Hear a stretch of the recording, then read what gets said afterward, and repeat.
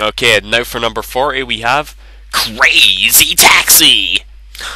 Why do I always have to do that every time I talk about this game? Anyway, I'll be honest guys, I can't think of anything funny to say about this game. I mean, what do I have to say? You all know this game exists, it was ported to pretty much anything, but where did it start on? That console, that great console. Well, okay, technically it started in the arcade, but who the fuck cares? I certainly don't. I love this game and so should you. And I can't play any music here because I might get in trouble. But just pretend that the awesome music is playing. Yeah. Anyway, Crazy Taxi, number 40. Yeah, this is the best song ever. Yeah. Okay, for number 39 now, both of these games kind of have a little something in common, but I'll get to that in a second. Number 39, Street Fighter 2, or Super Street Fighter 2, or... Actually, I can't even remember what version of this game I had as a kid. All I know is on the Super Nintendo, and I loved it, okay? Right, yeah.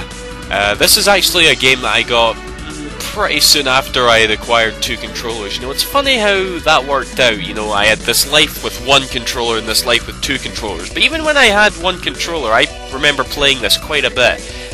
And then when I got 2 controllers, it was a case of me and my brother bitching about who got to go E-Honda, because all we knew how to do was tap the button repeatedly, and yeah, I hate that move. But anyway, I know a lot of people really like this game, but I guess it's due to my personal lack of fondness for the fighting game genre. I don't know, we all have genres that we're not that interested in, but to be honest, I really wish I was. Either way, Street Fighter 2 is going to go down as one of my favourite SNES games and my second favourite fighting game.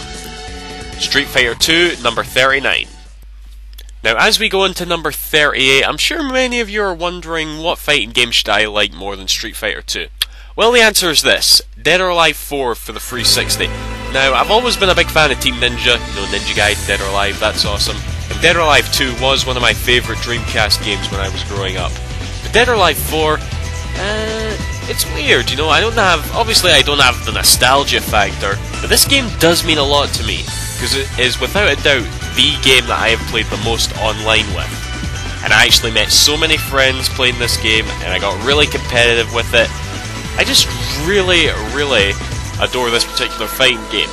And I must say, that feeling of, you know, just having a really great fighting game and a really great community to go with it has yet to be recreated for me with any of the current gen fighters coming out. I've always tried to recreate this feeling by buying them and enjoying them, of course, but never as much as this one, sadly. But yeah, either way, Dead or Alive 4 is my favourite fighting game of all time. And if any of you want to speculate that my love for this game is in any way related to the particular physique and curvaceous nature of the female characters in this game, you're wrong. Anyway, Dead or Alive 4, number 38. Okay, for number 37, we have Conker's Bad Fur Day. You know, honestly, I'm sure you've heard this story like a million times from loads of different people, but when I first played this game, I only thought it was just going to be another Banjo-Kazooie. I mean, you got a cute little character, it's made by Rare, then you play it and it's full of shit. Literally. This game is just fucking hilarious. It plays perfectly. Granted, it is pretty damn fucking frustrating. Go watch my Let's Play of it for more info on that, but yeah, either way, it is just one of the... I don't know. You gotta play this game, people, you really have to. And they also need to make Conker 2, Rare, okay? Stop sucking and get on that shit. Right. Not that shit. But anyway, yeah. This game, Conker's Bad Fur Day, it's not just shit, it's pure gold. And that was a horrible pun. It wasn't even a pun. I don't know. Conker's Bad Fur Day is awesome! Number 37. Should I redo this? Fuck it.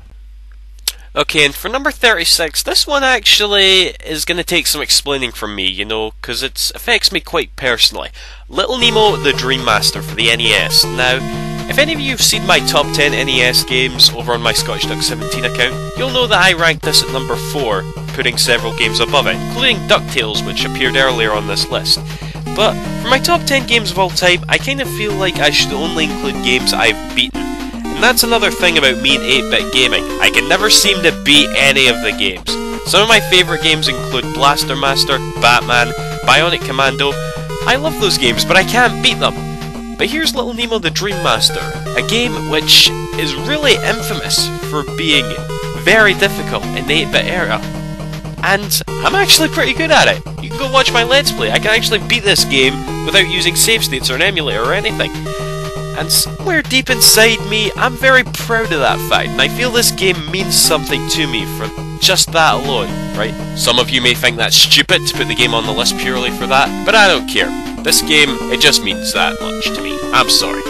Not to mention the fact that it's so charming and adorable and cute and... yeah. And hard as fuck! Yeah. Little Nemo the Dream Master, number 36. Now for number 35, some of you may think this is another one of those multiplayer experiences that I've talked about before, but really it's not. GoldenEye 007 for the N64. Now, I know this is considered one of the biggest, multiplayer gods of gaming, but for some reason I can never remember playing it that much with my brother and my friends or that.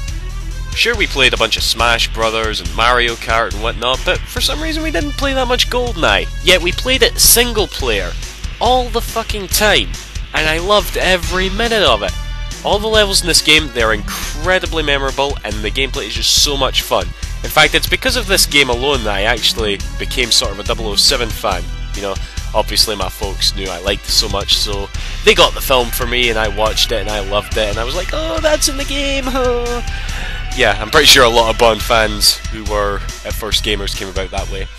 But I digress. 007 for N64 is classic. Yes, I have played the Wii reimagining, and I'd almost go as far as to say it's better. That's a very good game, that one. But, based on nostalgia, I gotta go with the N64 version.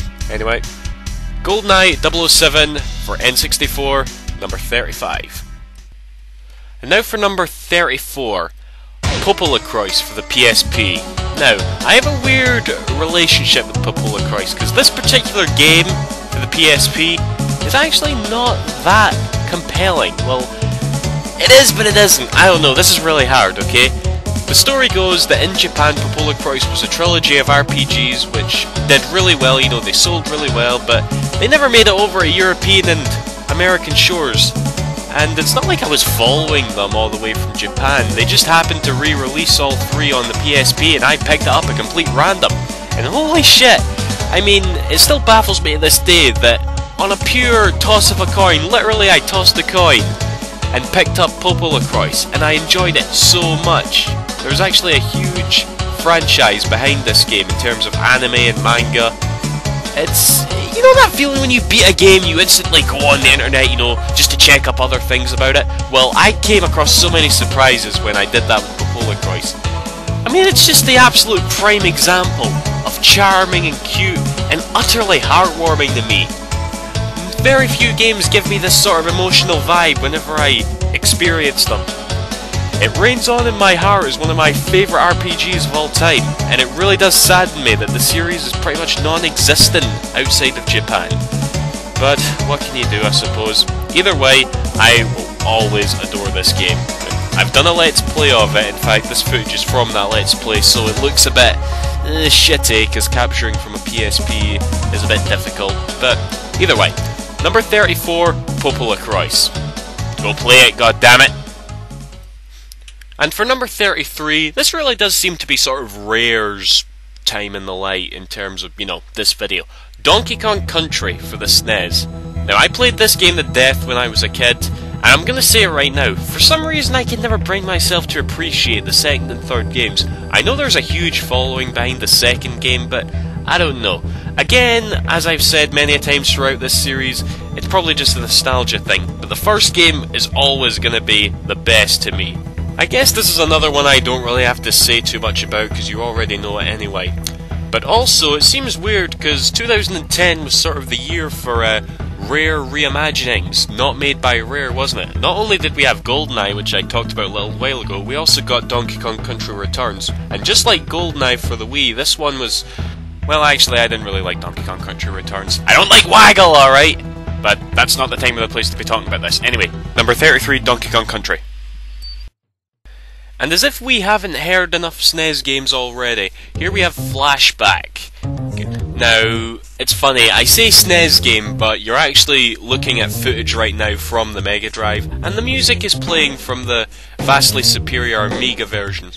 Yeah, I'm not entirely sure of all the versions of this game. All I know is I played it on the SNES, and I really enjoyed it. You know, I love a good cinematic platformer, and I've played a lot from the very same developers of this game, like Heart of Darkness and Another World, or Out of This World, whatever. But I'm sorry guys, I know I keep saying it, but I'm playing the nostalgia card again. This one is my favourite. The whole story with Conrad, the world it brought. It sends shivers down my spine whenever I play it, and I really need to get around to let's playing this one actually. Anyway, flashback for the SNES, or whatever you want to play it on, I suppose. It's number 32 in my favourite games of all time. Now, to finish off this list at number 31, we have Project Zero 2, or Fatal Frame 2.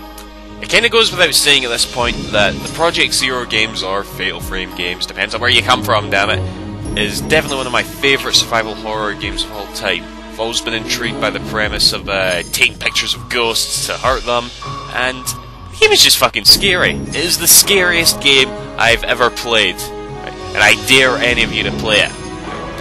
And this is kind of the part where I go into a rant about Project Zero 4 never being released outside of Japan. But you know what? Fuck it.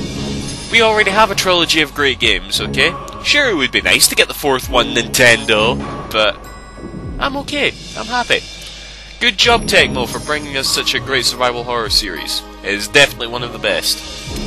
Anyway, guys, that's that. Number 31, Project Zero, or Fatal Frame 2.